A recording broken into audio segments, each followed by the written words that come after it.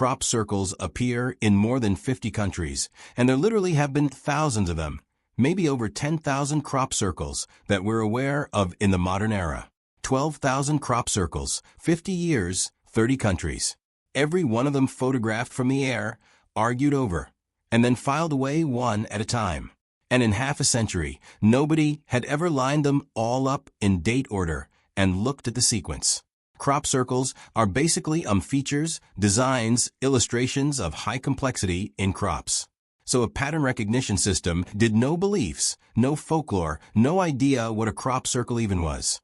Just 12,000 shapes and the dates they appeared. It was asked one narrow question, and the answer it returned was not a picture and not an opinion. It was a line on a graph, and that line points at a year. The field where the compasses spin. Wiltshire is a chalk county in southern England 80 m west of London, and one of the most heavily marked landscapes on the planet. Stonehenge sits on Salisbury Plain. Avebury holds the largest stone circle in Europe. Silbury Hill is a man-made mound of chalk 130 feet high, raised around 2400 BC by people who left no writing to explain why. Stones themselves massive. They're 13 foot tall, and some weigh up to 25 tons. Humans have been pressing enormous geometric statements into this earth for 5,000 years. That is where the modern formations concentrate. Overwhelmingly, in that corridor of chalk downland within walking distance of monuments older than the pyramids, the people who walk into them come out saying strange things. Compasses that will not settle. Camera batteries drained inside minutes. Phone screens that flicker and die, and then work perfectly again in the car park at the bottom of the hill. Headaches that arrive on the way in and lift on the way out. A metallic taste. A prickling across the forearms. The way the air feels standing too near a transformer. For decades, those accounts were filed under suggestion. And there is a decent case for that filing. People who drive 2 hours to stand inside a mystery are primed to feel one. But the reports did not stop, and the shapes did not stop either. For roughly 50 years, precise geometric formations have appeared overnight in standing crops across at least 30 countries between midnight and first light, without witnesses. By breakfast, they are simply present, enormous and finished. Britain called it a joke early and never revisited the verdict. 2 men with a wooden plank. The headline wrote itself, and the country turned the page. Subscribe now, because the machine that finally read all 50 years at once did not return a verdict on who made them. It returned something narrower and far harder to argue with. And it ends on a date that falls inside the next 5 summers. The machine that was told nothing. The instrument matters more than the answer. So, it is worth walking through what happened to those photographs. The raw material was a mess. 50 years of images shot from light aircraft, microlights, and laterally drones by hundreds of photographers at hundreds of altitudes. Faded 1970s prints scanned on a home flatbed. Frames shot with the aircraft banking hard. The formation skewed across one corner. None of that is usable as it stands. A formation photograph from 200 foot looks more intricate than the same formation from 600. And a machine counting detail would score the first higher for no reason except the pilot's altimeter. So the first job was flattening. Every image was corrected for perspective. The oblique angle mathematically pushed back until the design lay to the lens, as though the camera had hung directly overhead on a wire. Then everything was normalized to a common scale using whatever was in frame with a known size. The width of a tram line, the spacing left by a combine harvester's wheels, the length of a farm gate. A design measured in pixels means nothing. A design measured in meters can be compared with one photographed in Alberta in 1996. The second job was separating shape from field. Standing wheat is a forest of vertical stems and reads as textured and noisy. Crop press flat is a smooth swirled surface that catches light along the lay of the stalks. The system was trained to cut along that difference, reducing every photograph to a two-tone mask. Flattened crop white, standing crop black. No color, no crop type, no weather, just the geometry stripped naked. Then the scoring. Each mask was reduced to numbers. How many discrete elements does the design contain, counting every circle, ring, path, arc, and box as one? These energy lines have intersection points, and on these intersection points are things like Stonehenge. How deep does the nesting run? How many axes of symmetry does it hold? And does that symmetry survive across the whole formation or drift outward? Those figures were folded into a single complexity score, which is a crude number. But a crude number applied identically to 12,000 images is worth more than 50 years of people saying that one looks harder than the other. Alongside every image set a row of metadata, coordinates, country, date of discovery, crop type, weather either side, and a tag noting whether the formation had ever been claimed by a human maker. And the system was told nothing. Not that crop circles were mysterious, not that they might be extraterrestrial. Not one word about aliens or folklore. As far as the software knew, it was processing two-tone shapes with dates attached. That is the entire value of the thing.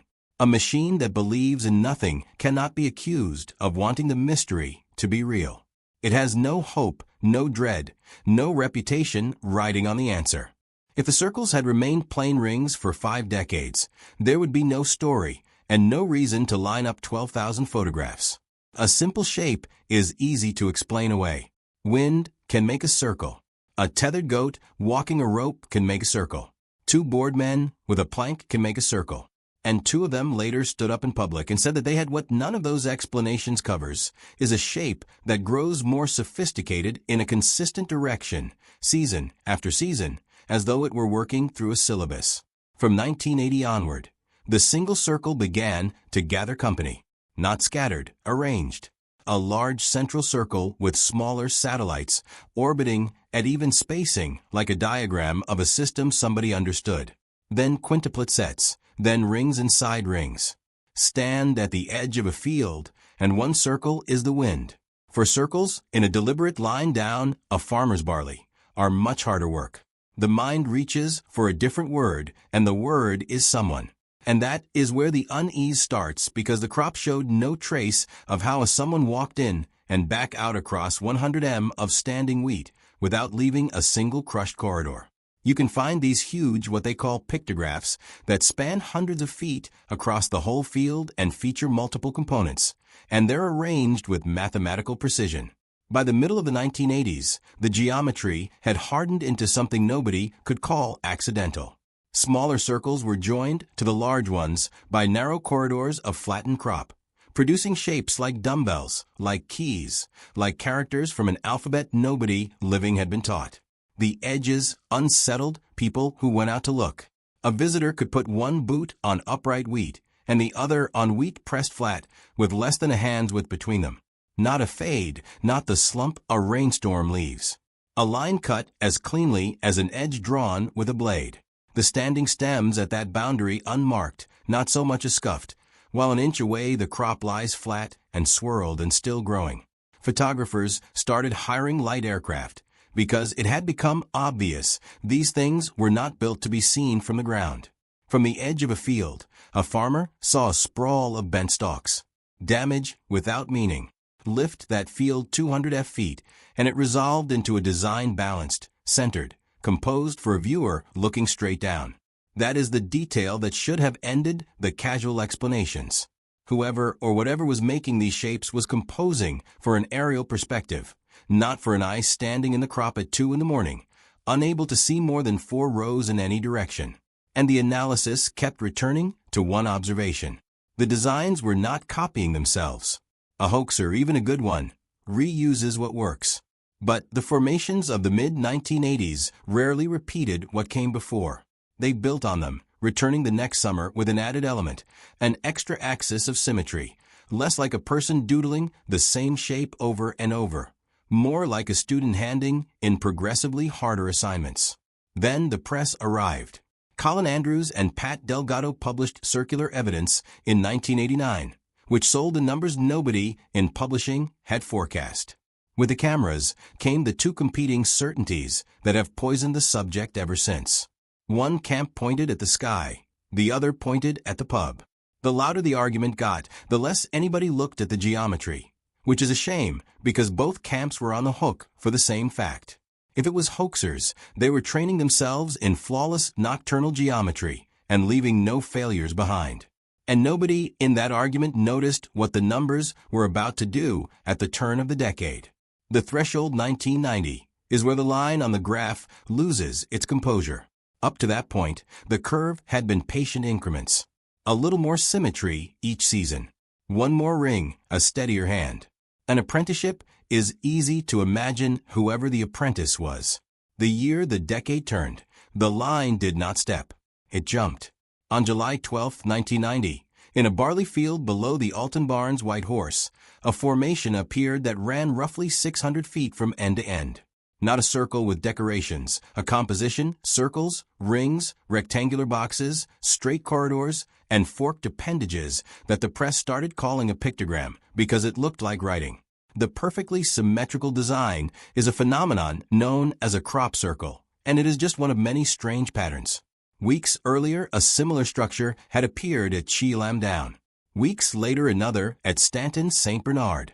The word entered the vocabulary in a single summer because the shapes had stopped resembling circles at all.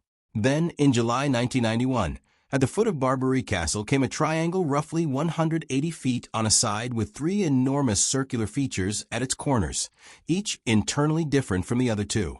A ratchet spiral in one, concentric rings in another. It required a plan drawn beforehand to scale, then executed at night in a field with no reference points at a size where 1 degree of drift would have wrecked it beyond disguise. Everything before that clustered in one band, 3 elements, for sometimes 5, within reach of a determined team with boards, rope, and one long summer night. What began appearing from 1990 onward sat far above it. 15 distinct elements. 20 nested shapes locked inside other shapes, each holding a precise angular relationship to the last. Symmetry maintained across a whole field with no measurable drift. And the strangeness was not only the size of the jump. A gradual advance should look like a curve with transitional seasons bridging the old band and the new.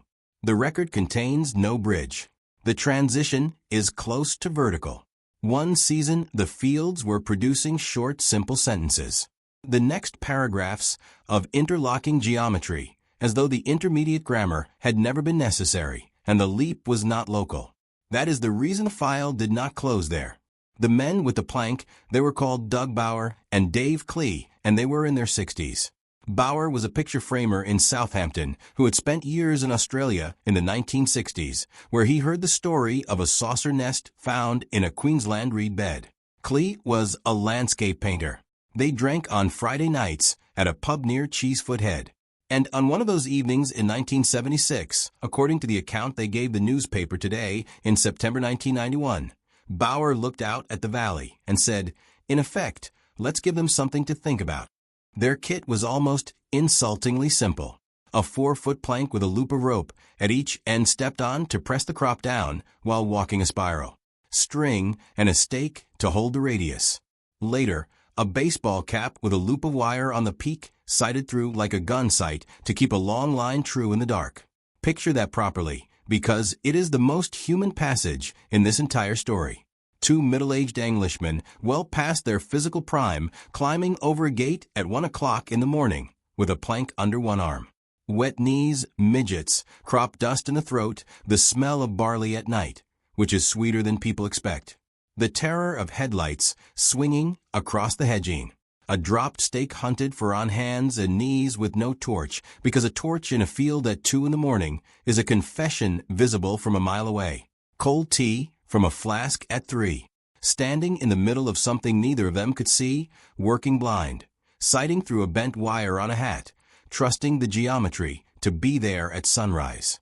Then the drive home with a plank in the boot and the weight and a newspaper printing your Friday night across a full page under the words. No scientist can explain. They demonstrated it for reporters, making a formation and inviting an expert to authenticate it, which he did on camera. They claimed more than 200 formations over 15 years. For most of the public, that closed it. This explains a great deal of the archive. It covers the Wiltshire concentration, because that is where Bauer and Klee lived and drank. It covers the aerial composition, because a hoax nobody photographs from the air is a hoax nobody hears about. It covers 1990, because by then they had been practicing for 14 years, and by then they were not alone. That last point does the heaviest lifting. Once the phenomenon was famous, it attracted rivals. Circle Makers, the collective founded by John Lundberg, has produced commission formations for advertising and television for 3 decades, and does not hide it. In 2002, a team assembled by the Discovery Channel and led by researchers from MIT built a complex formation overnight and had it pass casual inspection. Garden rollers replaced planks. GPS replaced string and wire. So the counter case is genuinely strong, and anyone who skips past it is selling something. What it does not cleanly cover is the timing of the international jump or the near total absence of failed attempts in the record. And there is one thing it does not touch at all.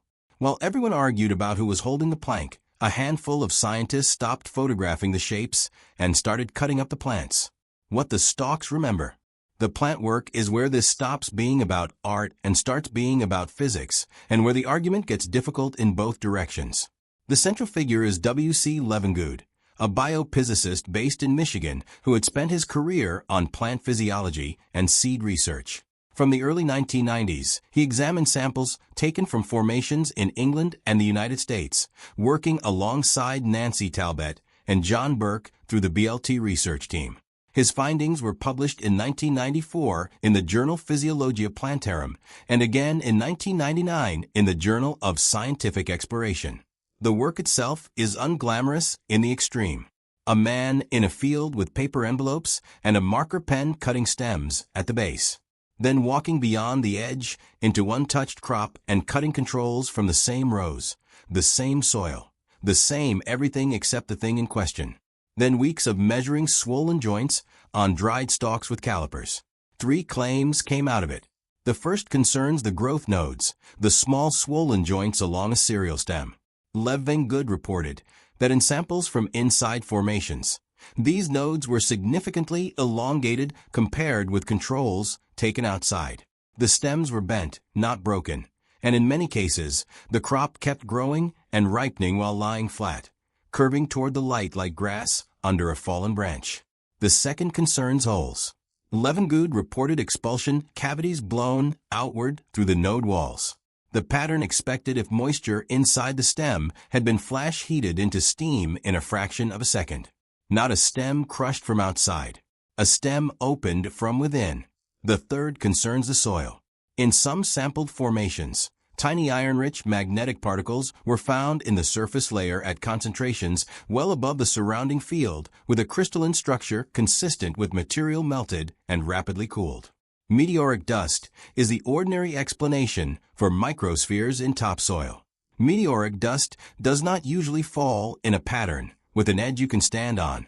Levengood's proposed mechanism was plasma vortices, spinning columns of ionized air delivering brief bursts of microwave-range energy that heated the water in the stems from within. And now the honest half of the file. This work has been attacked hard and not always unfairly. Node elongation happens naturally in any flattened crop because a stem knocked over by wind or rain reorients itself toward the light, and the lower nodes stretch to do it. A process called gravitropism. Critics including Joe Nickell and Francesco Grassi have argued that the effects are consistent with plants that have simply been lying down for several days, and that sampling from known hoaxed formations has sometimes produced comparable readings.